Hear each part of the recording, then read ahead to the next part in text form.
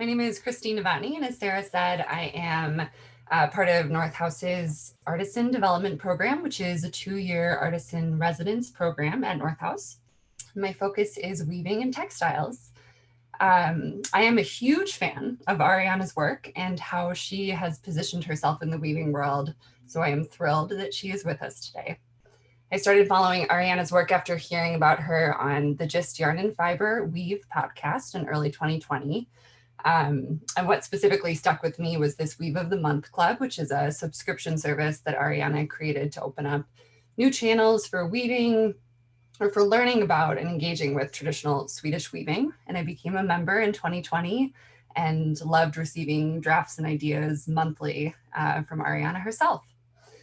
A little bit about Arianna. She has quite an impressive CV, so I'll just go into a few things. She has a Master of Arts in Visual Culture Costume Studies from New York University. She then studied at the Friends of Handicraft School in Stockholm, Sweden, and did a foundation year and an advanced textile handcraft diploma, which totaled 3 years. In 2017, Arianna was awarded a journeyman certificate in hand weaving, along with a large Medal of Honor for excellent workmanship and professional knowledge. Arianna is a founding member of Studio Supersju, a group of 7 weavers dedicated to the future of craft in Sweden. This weaving group exhibits regularly together and was just awarded a Design S Award in the textile category from Svensk Form, which is a national Swedish association that promotes design in Sweden and abroad. If that's not enough, Arianna and her colleague Miriam Parkman released a book of weaving patterns named Att väva. Arianna gave me all kinds of coaching and how to pronounce these Swedish words, so I'm doing my best. Att väva translates in English as to weave. The book was released in 2020 in Swedish, and I believe will be released in English later in 2021, so keep an eye out for that. On a personal note, I'm really inspired by the work that Arianna creates and this passion that she has for creating patterns for weavers of all experience levels that encourage experimentation and manipulation with these traditional weave drafts. Arianna produces beautiful, sophisticated textiles that are based on traditional Swedish weave techniques and structures, but look really different from the ways that we've seen them educated in the past. And for me, Arianna beautifully exemplifies the way that craft evolves over time and how it can remain relevant and desirable in the 21st century. So thank you so much for being here. We're really, really excited. I'm going to go ahead and moderate the Q&A. So if you have any questions as Arianna is speaking, go ahead and type them in. And as the opportunity presents itself, I will jump in and Arianna can answer that question for us. So without further ado, thanks for being here, Arianna. Thank you. Thank you so much for having me. And you've given my whole presentation already. That's wonderful. So I'm going to share my screen here so everybody can see. Oops, hold on. I'm going to undo there. Share. So here we are. I'm going to undo this and redo it so that you can see. So thank you so much. Welcome. And thank you especially to Sarah and Christine for having me. I'm very grateful for Zoom right now because it's really a wonderful chance to talk to people who I haven't had a chance to connect with yet here. So people ask me all the time what I make when they hear that I'm a weaver. And I realized a little while ago that while I make a very, very wide range of things, the focus of my work is actually communication and sharing knowledge about mostly Swedish textiles and weaving in particular. I'm most interested in the process and the actual weaving of things. And so someday I'll have this huge warehouse with dozens of looms where I can teach and people can rent by the month and all sorts of like amazing knowledge crowd sharing stuff. But for now, it'll be patterns and books and giving talks like this one. So let's start here. So as you know, I'm Ariana, and I was born and raised in Connecticut with a family full of makers and doers and people who are interested in traditional crafts and Swedish as well. And so this here is sort of my origin story picture of where this is my mother sitting in Norma Smeda's workshop and learning is a school. And so I don't know if there's anyone from the East Coast who recognizes that name, maybe. Very big name on the East Coast about weaving. And there's me peeking over her shoulder and absorbing all of these things at such a young age. So when my mother was on maternity leave with me, she asked my father to build her a quilting frame, and ended up getting a countermarch loom that he built for her instead. That he and his father were really interested in the history of looms and weaving in America, and so and even also Swedish traditions also. So it's a pretty cool thing to get, and so that's really where it all started for me. It's way back when. So I thought I'd go into museum work like my mother, who was just retired from the Mystic Seaport Museum in Connecticut. So I have a master's in fashion history. I wanted to work in collections, and I really thought that was going to be the thing that I was going to do. And then I moved here after I got my master's in 2011, and I needed, my partner has really wonderful friends, but I needed to create my own context and do my own thing. And there's a really great PhD program for fashion history, et cetera, et cetera. So it felt like, I don't know, it just wasn't clicking with the fashion history here. And so I thought, okay, I have to go back to school, because that's where you can really get a good context, your own like group of friends, and make your own space here in Sweden. And afterwards, after I applied to this offensive handicraft school, I thought, God, of course, there are these three women in my life who have meant so much to me, who have these maybe professional jobs, who are PhDs, and or who have like risen through the ranks and are business women, and they're all weavers also. And so that sort of clicked for me that maybe that's why I went into this. But I really wanted to sort of learn a skill and something they could do, whereas before I was writing a lot, and everybody knows that writing is a tough job to make money. And then of course, the idea that you would go into weaving as a money-making scheme, or sometimes as a way to safeguard against, I don't know, to be sure to have a job is sort of a funny thought. But once I got to the Friends of Handicraft School, I applied, of course, and got in the fall of 2014. There I met the women who are now my closest colleagues and my friends in Studio Supersju.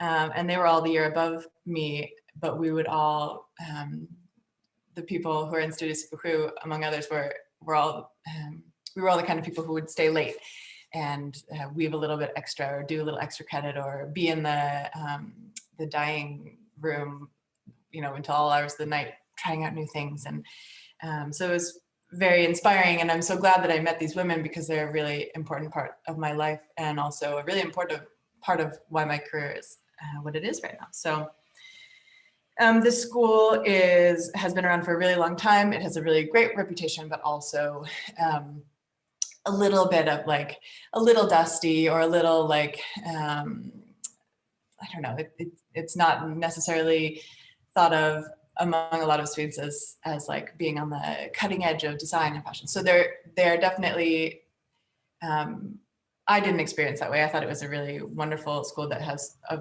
really strong focus on art, and are moving like definitely towards having a forward-thinking curriculum, and also making lots of connections in the design world and stuff like that. So it's very exciting, because it's this perfect mix of technique, and then also thinking about technique and tradition, and then also thinking about design and how it can be used in the future. So I graduated in 2017, which isn't even 4 years ago. It's so crazy, because so much has happened. And so as Christine mentioned, I did get my journeyman certificate, and I'll talk a little bit more about that. But that's sort of like this big culmination of my education so far. We'll see what I do in the future. There's always more degrees to get. But so here's a picture of the yarn that I was dyeing. It's what's called an iPhone photo, but from when I did my YSL, my journeyman certificate. And here I had dyed a bunch of different colors of yarn, or it's a bunch of different shades of the same blend, which you'll see the result of later. But this is where I sat for many, many months and worked on something that it's probably one of the pieces that I'm the most proud of. So, but while I was doing this, everyone else in this group of friends had graduated. And so we started the group Studio Supersju, and it started as a group of 7 weavers who had a studio together. And so I was still in school, but they all wanted a place now that they had graduated where they would be able to have their looms and that we could like share. There can be a lot of equipment involved when you are a weaver. And so we thought, God, we can like share knowledge and we can share tools and we can all, it would just be just like being at school, but in our own space. So we started out having a studio together, and then we realized, God, we should be a group. There aren't that many groups right now. And of course now there are more than a few years ago, but it's pretty cool to see how that also has grown. So we thought there's strength in numbers here, and it has proved to be right. And so now I've moved out, and a few other people have moved to different studios or gone to do their masters and things like that. So, and one of them decided that she wanted to focus on our masters and left the group. But the rest of us are me here, and here Vega Mäta Silberg, Miriam Parkman, Miriam Hemström, Siri Pettersson, and Ia Sentahall. So each of us would describe ourselves in different ways as artists or weavers or weaving artists or craftspeople, but we're all focused on weaving. That's the red thread, as they say here, that connects us all. So this is a picture from our biggest exhibition to date. Huge exhibition that was so exciting, that opened in March 2020. So we were glad that they had it open with lots of Corona safety measures in place and things like that, so that people could still come and see it. And as you see, it's a nice big open space. And the thing that was exciting for us about this exhibition was that we've mostly done everything for ourselves, curated our own things and hanging everything ourselves. In this case, we had a sort of outside curator who really did an amazing job. It was really felt very luxurious to have somebody else look at our work and curate it and build the whole thing. And they hung everything. It was great. And so it showed the breadth of what we can do. And this is a text from our website. I don't know if this is in the way here, but Studio Supersju was formed 2016 to give contemporary weaving a push and also a public face. The 6 members believe in weaving as an innovative tradition. In a time of mass consumption of both products and experiences, our group uses pop-up stores, exhibitions, open studios, lectures, and other events to place contemporary hand weaving in a new context and reach new audiences, such as yourselves.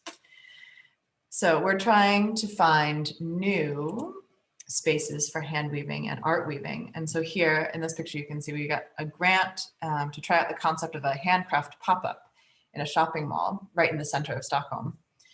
Shop had just moved out of this space and we rented it for a whole week. We wanted to see, would people come in even, and would it feel like art and that was too much? Would it feel like textile and then people would come in and just like touch everything?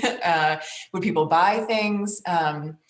And it turns out that people will buy very small things, that was sort of what we were expecting. Nobody bought anything big, but we realized it was just one step of the way to where we had to get a lot of exposure and make, of course, that exposure for ourselves.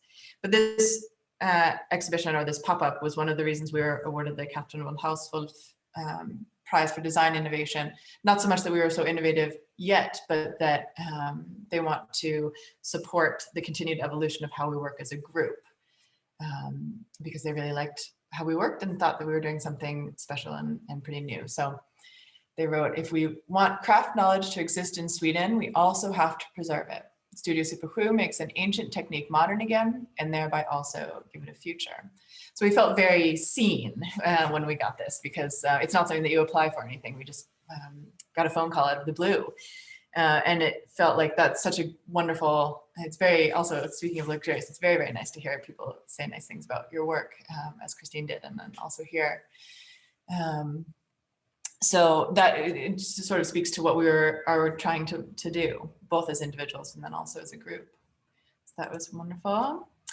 And then another example of where we're trying to bring weaving to new contexts and to new audiences is a collaboration that we did with Malmsten Butiken, which is a very beloved shop here, also right in the center of town in Sweden, in a sort of fancier part of town. And the shop is centered around the designs and the furniture of Carl Malmsten, who you might have heard of. He's probably one of Sweden's most famous woodworkers and designers. And so we just decided that we reached out to them to see if they wanted to create a collection with us. But it ended up being a little bit more free. And so it ended up, they were a little bit more interested in having towards more the art. They were a little more interested in having art and maybe contemporary art design because they have a lot of home goods already. I still made home goods, but made them sort of a little extra. This you can see here is a cushion that I made specially designed for Malmsten's Visinge stool. So I wove it with a super thick wool spun nearby, I think in Sörmland, which is right near Stockholm.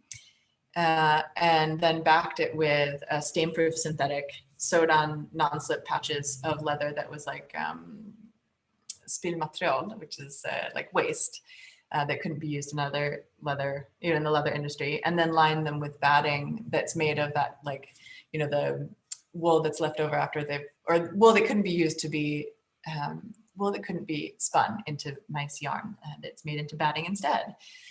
So it was a pretty cool project, and I really love those that I made. And so we entered it into this design contest, and we won in the textile category. And the jury wrote, "A magnificent collaboration by a group of individuals to interpret one of our great furniture designers. The result, a high-class textile work based on ancient crafting traditions, creating a modern expression in a design that makes our relationship to objects more sustainable."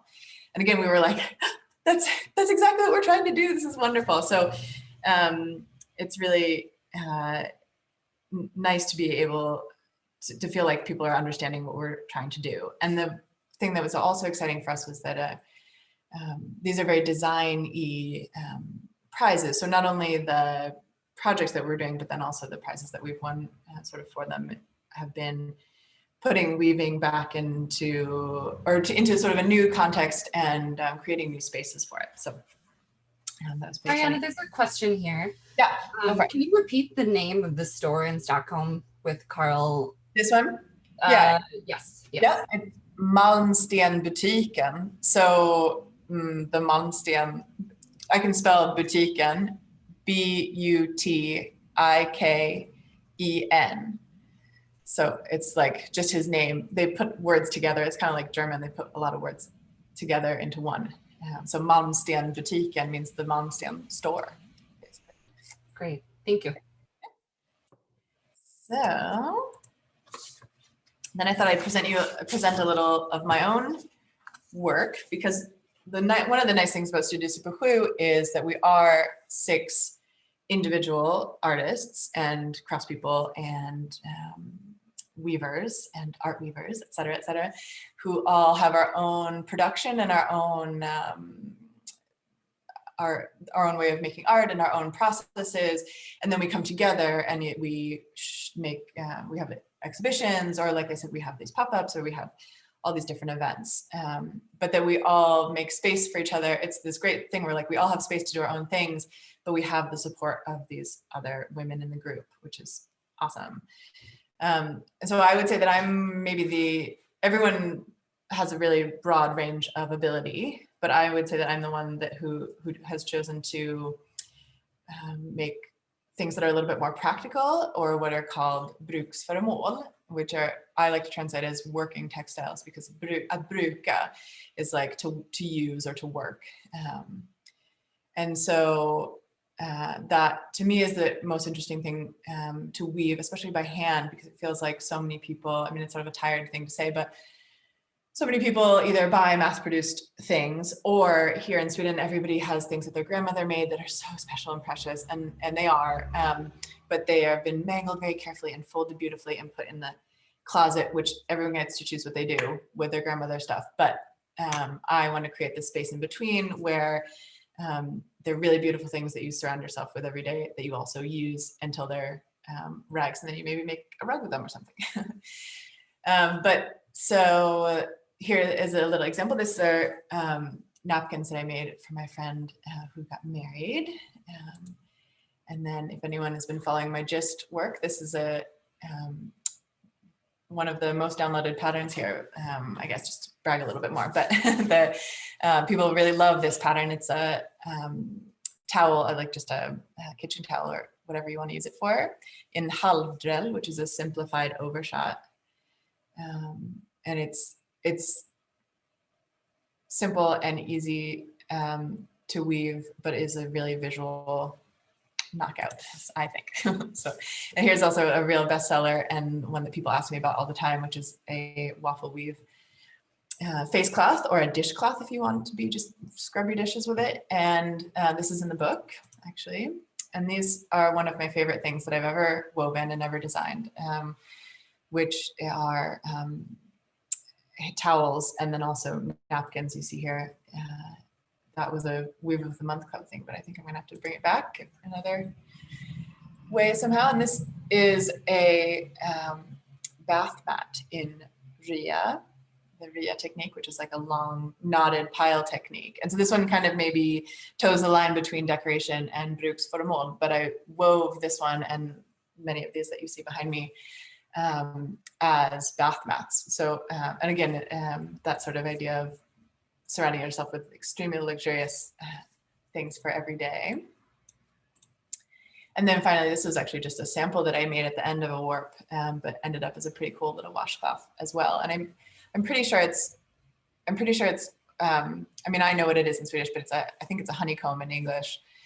And ended up being this really fun, weird color, super weird color that I love, and a texture that I didn't expect until, and it was a fun surprise after I washed it. So I also make art, and part of what I appreciate about, another thing I appreciate about Studio Supersju is that it gives me also this space, because we're asked to exhibit all the time, and a lot of my colleagues are very focused on art, or only make art, or only show art and maybe make other things for their private lives. But this gives me this opportunity to explore textile in a way that I probably maybe wouldn't have dared to, or maybe wouldn't have given myself the time to. So I'm very grateful for that also.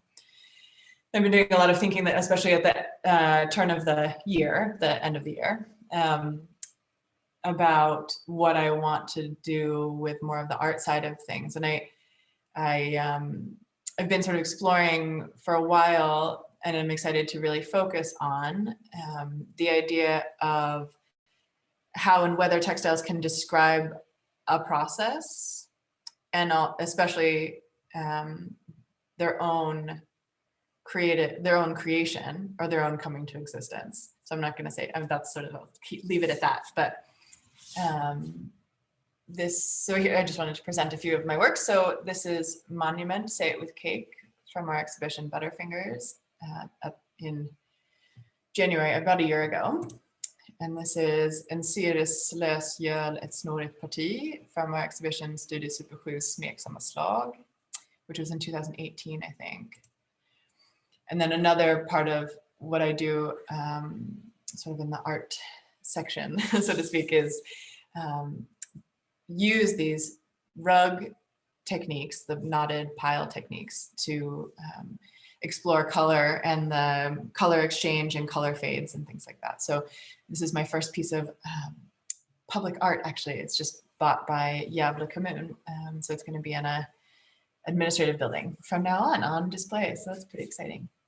And so the third part is kind of what I do is kind of related, and all these different works can kind of go in and out of all the different categories, but decorative objects.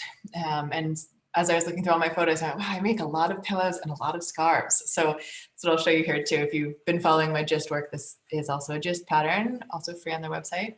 And it is called the Gosling pillow. So this is a warmer colorway than the original.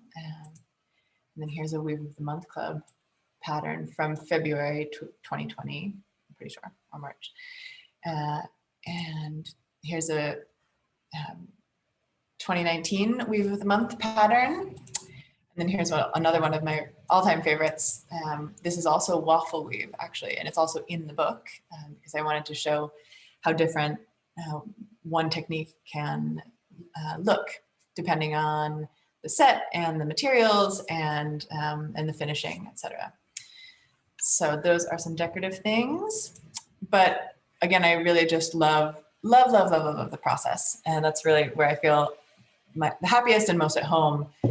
And so here you can see this is my, if you remember that yarn that I showed you at the beginning, this is the result here. And so I've used a pretty traditional, I'd like to say a traditional Finnish pattern. Of course, it's all sort of what was Scandinavia in the 1800s, but a Scandinavian motif, which is this frame motif. It's really simple. And then usually there wasn't, of course, this kind of pattern in the middle. So I wanted to sort of do a callback to the traditional knotted rug. So those would have been more of a Rhea type thing, but this is a flossa, which is tighter and denser, or denser and shorter pile. And so I wanted to get those like traditional motifs and then make it my own, both with this color fade thing and then also a very sort of modern motif. And I get asked all the time if I can show a video, so I thought I'd share just one. It's a longer video, but I'll just show 1 minute of this with you guys. Shared 1 minute of this with you guys. So this is like right in the middle of making a rose. It's a little hard to point, but if you can see right here, I sort of build up the edges first and make this like little vessel. Each row, I make a little vessel for the knots. And what I'm doing here is I'm knotting around with a continuous thread, as you see, or continuous butterfly, I guess you call it in English. Got all my different colors there. And just knotting around what is called a flosselineal, which means a floss ruler. And that ensures that every single knot's pile is the same length. Because after I'm done with this knotting across the whole way, I will make a bunch of, do a bunch of tabby in the middle to lock it in place. And then when I've beaten really, really hard and I've locked into place with all of those wefts, then I will take a big knife and put it between, I don't know if you guys saw that the flossalina was 2 metal strips put together. So it has like an opening there. So you put the knife in between and go, and hope for the best. So, and then you just do that like, I think I forget how many lines it was, like 270 times. And then you've got a rug. So, but Ariana, there was a question about what you use to dye the yarn. Was it botanical or some kind of acid dye? It was, it's, what is it called? Färgkraft is the company. It is a chemical dye. We're absolutely, in my experience, we were absolutely encouraged to use natural dyes, but that what we are taught, and especially in terms of like a Yesel, this journeyman thing, we're taught to use chemical dyes as in terms of like, or as a good practice, in terms of being able to ensure for your customer that you get a piece that will last a really long time. So that's not to say that botanical dyes can't last a really long time, but that it's a little bit of a,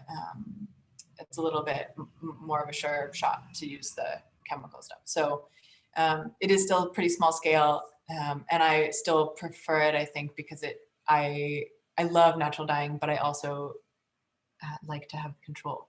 So I sort of choose which one I want to use. I've done a lot of natural dyeing also. But so this is all dyed. And so for me, that was also made it also somewhat easier to make this ombre and to not, I spent a lot of time dyeing, but I didn't have to, I'm not a person who likes to do a lot of like making different nuances and stuff like that. I have a recipe and I make it and it works perfectly and then I leave is what I like to do. So So this is like, it's optional, of course, to do the journeyman. And this was also my exhibition, or my, what's it called, exam piece. This is the piece that I presented as my final project. So it was pretty amazing experience. And you know, it really isn't for everybody because it's extremely nitpicky and there are lots and lots of rules. And I really like that when it comes to weaving, and I wanted to test my knowledge and I wanted to test my skill. And having practiced so many times and holding myself to this like really high standard in terms of technique, I'm not sure, I haven't followed that the rest of, you know, since then necessarily, but having done that and having practiced it means that it's all in my muscle memory. And it means that the rest of what I do maybe happens more efficiently, or it just sort of comes more naturally. And I'm really glad about that. So as you heard when I presented my work, a lot of the pieces are actually patterns. And so as you heard, I wrote a book with my Studio Supersju colleague Miriam, which is coming out in English in August 2020. I'm so excited. So many people have asked us and we're really, really excited. So I'm working on the translation now. So that's also an exciting job to have. And here are just a few photos, some of my favorite projects from the book. But then I also, as Christine mentioned, I write patterns for Magasinet and Handwoven, and then lots and lots of patterns for Gist. And we have a subscription service also coming out, a Gist specific one coming out this year, soon, called Låda, which means box in Swedish. And then we have the Month Club, as I've shown you a bunch of patterns from. And again, they're all forms of communication, and I just like sort of clicked a little while ago. But when writing this book, it was really important for us to communicate a few different things. We heard from people all the time who were curious about weaving, but their only reference point was their grandmother or their aunt, and maybe their aunt only wove rag rugs all the time, and they were like, "Ugh, so boring. I want to weave something really delicate." Or somebody else whose grandma just wove, you know, this complicated, intricate, beautiful damask with like perfect edges. And that was too complicated and too not their style or whatever. And like, doesn't it take so much time, and doesn't it require so much equipment? And you know, in certain ways, the answer to both is yes. But we wanted to create this other space and different patterns and a different way of looking at Swedish weaving, so that more people would feel comfortable and that they could maybe find, it doesn't have to be the way, they don't have to do it our way, but that we're showing maybe a little bit of a different way to do things, and trying to underline that it really is like, there's a reason some of these things that we do, especially in the process, are for a reason, because they work. It doesn't mean you have to do them, but that's why like a lot of people do them. But that you can pick and choose, and you can maybe do this the Swedish way, and you can do this the American way, and this the way that you learned when you were on sabbatical in Australia, or like this the way they do in Japan, etc. So that there isn't just one way to weave, to do weaving. So, I mean, Swedish weaving is not that new to me, and as you guys saw, my entire life I've been sort of aware of and surrounded by Swedish weaving. My mom has those countermarch looms, and we used to get Magasinet back when the English version was just a little insert. But I don't know, once I started weaving at Friends of Handicraft, it just, like I said, it really just clicked, and I just thought, this is the thing that I'm supposed to be doing. It just makes so much sense to me. And all the like really complicated draft writing or drafting or whatever it's called in English, and all those things, just like, you know, maybe I don't understand them immediately, but it all makes a lot of sense to me. And that was very different from what I was doing, was trying to make this fashion history thing work. And I'm really grateful for that experience also. But it just, all these traditional Swedish patterns, some of them really spoke to me, some of them not so much, but the most fun that I have are with techniques and designs that I did not care for very much in the beginning. If you've been following along with my Instagram, you'll have seen that this is the first Weave of the Month Club pattern for 2021. And it combines two things that I really never thought that I would be weaving if you talked to me in 2014 or whatever, when I started the school. I absolutely wouldn't have thought I would be weaving like a halvdrell rag rug, because this halvdrell is like, it's a very simplified overshot And I had never seen, it just seemed like very, like I said, really dusty and sort of not the kind of thing that I wanted to weave. Didn't feel very modern. And then I found a pattern by Ylva Kronbeck, who is a very well-known Swedish weaver. And it was so crazy, super modern, and just like blocks of pattern, and the colors were all like combining in this really cool way. And I went, and bells went off. So I wove her pattern, and I've been completely in love with Haldra ever since, which again, you've already seen in this presentation, and especially if you've been following along, you've seen quite a bit of Haldra. So, and then these colors are also super weird, and I love them very much, but they are complementary colors, but they're not for everybody. Like a lilac and a butter isn't really everybody's cup of tea. And so, but I really want to test that.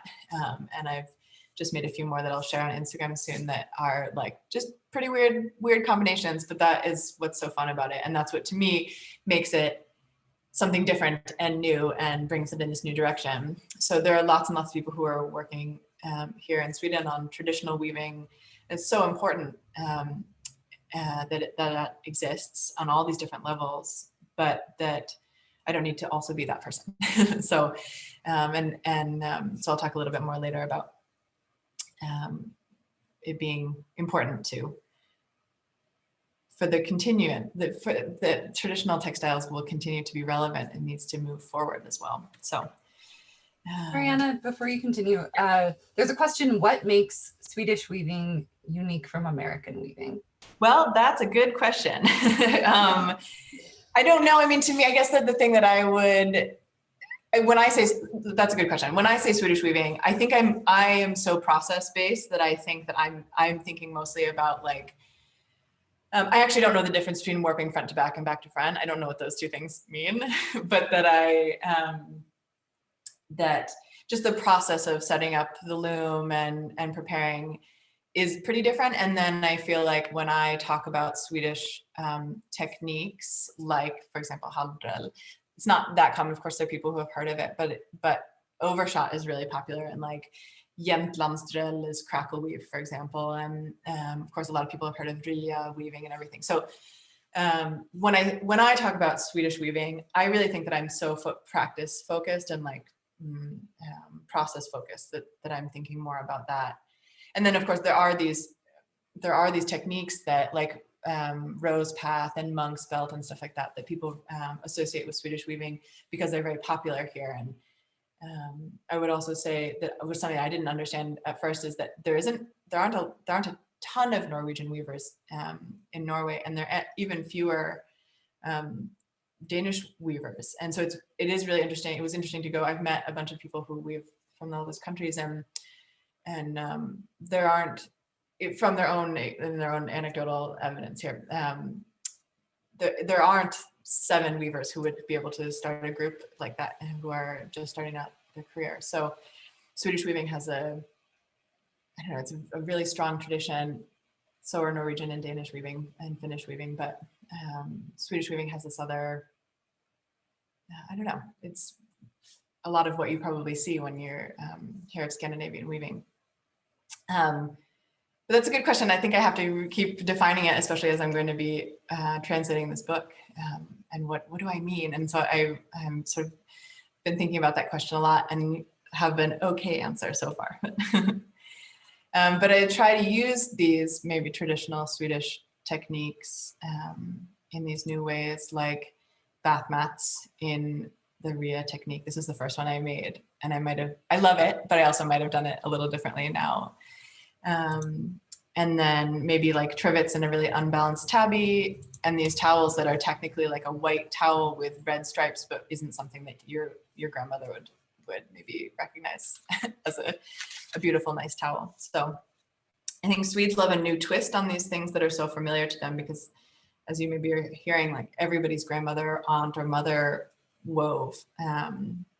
And so they have this idea of what Swedish weaving is also. And so we want to tweak that a little bit. And then non-Swedes really like to be introduced, in my experience, really like to be introduced to new techniques that aren't as popular where they're from, or maybe that they haven't heard of. So I wonder if it's easier for me because I'm sort of outside of it. And that's, I think, why I'm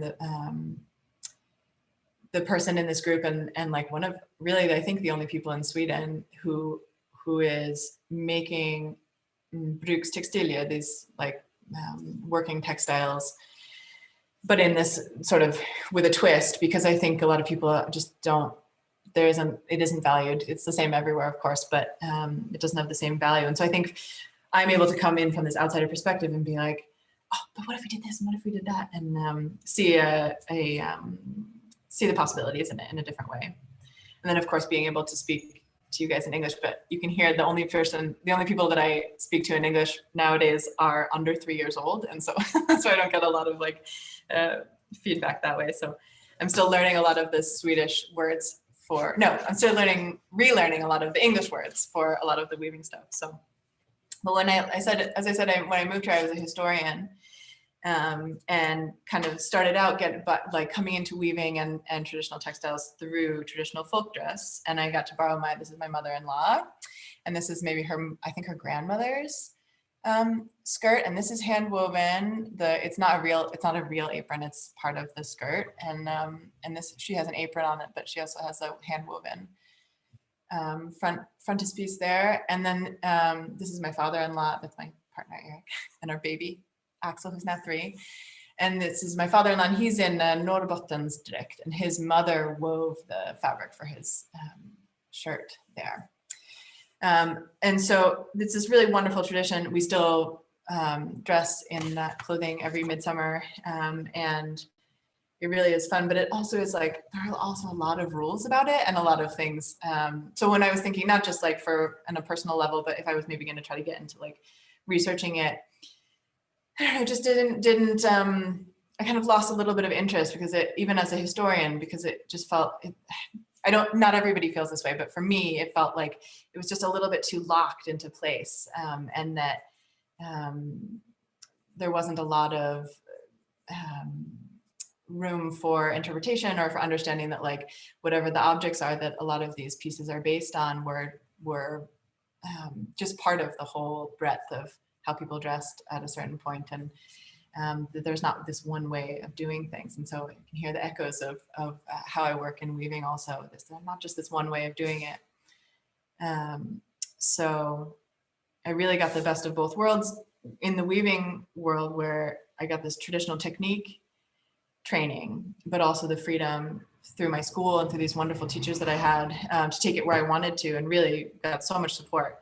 And so appreciating how lucky I've been with those teachers and role models is part of why I've put so much energy towards sharing it, because I want other people to have that experience and realize that they can take these, they can take this, these stripes and do something else with it that we would never associate with folk dress and stuff like that. So another just really quick thing that I wanted to show you too, this is Miriam's hand. And I think this is from the book. I think this picture made it into the book. And here, this is a technique called skånsk rödlakan, blixtrödlakan. And blixt is lightning. And it's this, she makes like mind-blowingly amazing rödlakan, which is the flat weaving technique. That's very traditional here. But I just love, Miriam talks a lot about the time that she spent in Oaxaca also, where she was learning traditional techniques from professional weavers there, and just how weaving is such a global thing as well as a regional. So there, there might be availability of materials and dye stuffs and taste and tradition and rituals and things like that that have affected, or not affected, but that have sort of decided what kind of weaving has become popular in a place. But there are also only a few different, I don't know, I can feel like there are only so many different ways to make warp and weft interact. It's this craft that's been practiced for thousands and thousands of years. And so it's not surprising that something that was done in Oaxaca might have like echoes in Sweden, even if they're maybe not specifically connected. But there's this warp and a weft, and we manipulate them the way that we have maybe learned from our forebears. And it just is pretty cool. I don't know, I think it's pretty cool that Miriam has made this connection between these two worlds. And she has a lot of inspiration, sort of visual inspiration from Oaxaca, but maybe weaves them in sort of with her traditional Swedish weaving. But you can also hear the sort of echo of traditional Mexican weaving. So even though I do think it's true that you can say there are only so many ways to make warp and weft interact, especially when you're talking about hand weaving. There are also, of course, unlimited possibilities, just amazing amount of things that you can do. So when I started out, these are all things that I made at school. And so I always wanted to make things that were like really badass and totally crazy and impressively and really aggressively complicated. So like, here's my first damask thing with a draw loom that I made. And then here's actually, this is actually the first piece of yardage that I made. That's a mix of a twill and 2 different kinds of satin, where I just, everything needed to be really flashy and complicated and really show off, because that's what you do when you're in school. And so then I made a version of that also that became one of my first forays into making these bruksföremål that were also very sort of precious. I wanted to also test out making them really super precious and expensive and complicated to see sort of what that was like. And, you know, would somebody buy an apron that's $1,000 or whatever?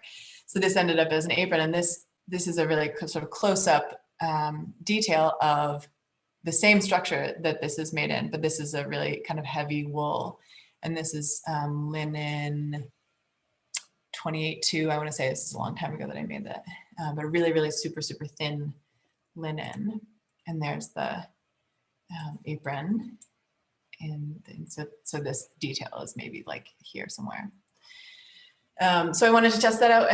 But then of course, once I left school, I kept thinking, God, if I want to share all of this with people, what I need to do is really focus on 4 harnesses that really is what people have, the most people have, and people who have more can still do the 4 harness things. And so when I started Weave of the Month Club, it was an 8 shaft requirement or an 8 harness requirement. And I heard from a lot of people that they would have loved to join if only I would do 4 shafts. So I've stuck to that ever since. I would love to write a whole book of these halvdrell, simplified overshot patterns. I think I've gotten enough people on my overshot train that that would be able to sell. But as you saw, I made a rag rug, and I've made napkins that are in the book in this halvdrell. These are from Weave of the Month Club 2019, and this is Weave of the Month Club 2020. What are they called? Towels, and then pot holders. Just, you can do anything, and it's so easy, and it's almost too versatile. It's like hard to make decisions about colors and what's going to be in the tabby weft and what's going to be in the pattern weft and everything. But it just is like so versatile aesthetically also. So I feel like narrowing the scope and eliminating these parameters also inspires a lot of creativity and puts the focus on materials and colors. So sometimes I wonder if I would be weaving if I were in the US, or if I would have maybe like stuck with museums. And I was also working actually in theater at the same time. If I would have done that instead, or if I would have always found my way back to weaving, I don't know. Because I feel like the Swedish way of doing things, as we were talking about before, suits me better. But is that also just because I learned how to weave sort of for real here in Swedish? You know, I wonder if I would be as successful and as visible there, or if it's this perfect combination of American weaver in Sweden that I feel like is both serendipitous and also meant to be. So here you can see, it's a picture from our book of pre-slaying, which feels very, very Swedish, or very Scandinavian anyways. And I know I've converted a few different people to pre-slaying, even when the rest of their process is sort of more traditionally American or British. And so I love hearing that, because I love the idea that people can choose what they want to be, the parts of the process that makes the most sense to them and their brains and how they want to be doing it. So, and here are a bunch of warps that are unfortunately still waiting to be woven up. This was taken 1.5 years ago, and they're still waiting. But Ariana, a couple of questions before you continue. This in, but yeah, good. Well, this is great. Also, I am one of the people that you have converted to the pre-slay. I love it. Fun. So there's a question, do your looms differ from American looms? Swedish looms specifically. I think I would say yes. I think that there are not as many of this kind of countermarch. I'm going to turn my anybody who gets seasick, just close your eyes for a second. But I'm sitting in my studio right now, so that's my loom that's called an Öxebäck from AK Snickeri, and that is. I don't think that there are that many of them in the United States. I'm sure that there are some. But it's got, if you can see the, it's got vertical lambs up here in the castle, and that for me is like a huge plus. I really like them. Everything about this loom is like very, very balanced, and it was designed by a woman called Ulla Syre Zetterström, who is like a grande dame of Swedish weaving. So that kind of countermarch is really common here. Glimåkra is how you say it. And that is really, also, I would say that's probably, Glimåkra is probably the most common here.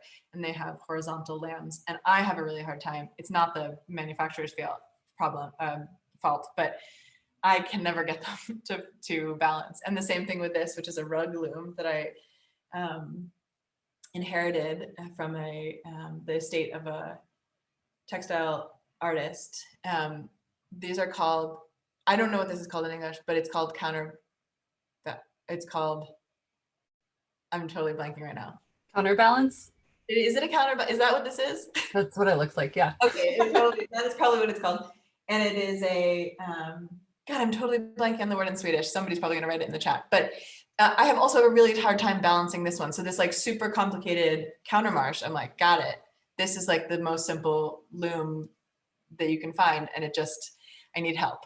So I think if you guys have this kind of loom with these little nikkepinnar, is what they're called, then they are sort of different. I would say the biggest difference is that I don't think that I've ever seen anybody with a floor beater here, which I think is the biggest difference. And I personally would have a really hard time, I think, using a floor beater. I am very dependent on the flow and the weight of the hanging beater. I don't think I've ever seen a floor beater here. I mean, maybe like some, no.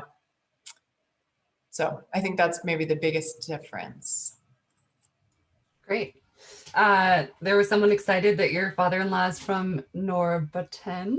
Norrbotten, oh. Another question, do you ever shuttle weave or only butterfly hand weaving? Oh no, lots and lots of shuttling. And we talk, a lot of the women that I work with do both as well. And so we talk all the time, or like one of those things that you sort of like the weather or whatever that you always come back to is like, when you're shuttling, you really want to tie knots. And when you're tying knots, you really want to shuttle. Isn't it the worst? And so I would say I've shown you a lot of things that are knotted, but I've done a lot more shuttling recently. And so hopefully I'll be able to get back to knotting.